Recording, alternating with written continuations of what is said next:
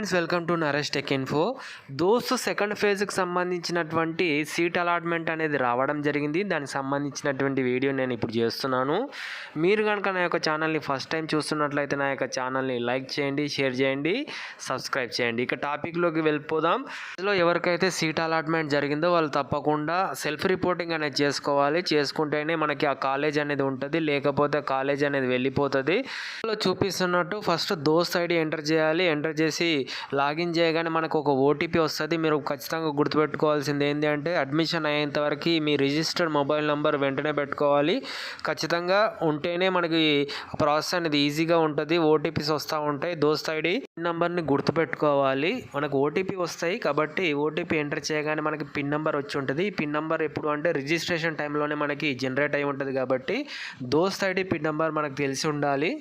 క్యాప్చాని enter చేసి sign in కొట్టండి. Sign in కొట్టగానే మన పేజ్కి వెళ్ళిపోతుంది. ఇక్కడ మనకి ఏ కాలేజ్ వచ్చిందో మనకి ఇక్కడ తెలిసిపోతుంది.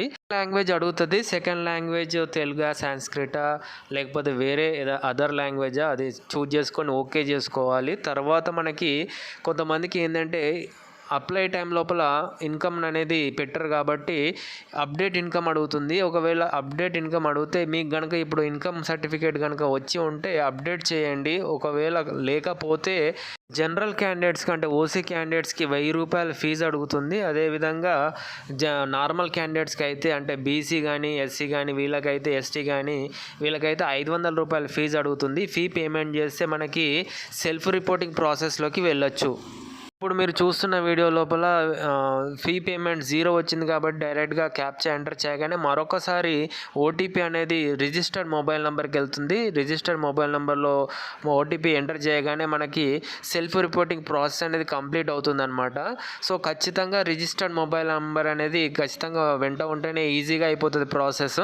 ఈ కాలేజ్ నచ్చకపోతే సెల్ఫ్ రిపోర్టింగ్ చేసుకొని నెక్స్ట్ వెబ్ ఆప్షన్స్ పెట్టుకోండి. ఇది వాళ్ళ వీడియో ఫ్రెండ్స్. దోస్త్ లోపల ఎలాంటి డౌట్స్ ఉన్నా నాకు కమెంట్ చేయండి.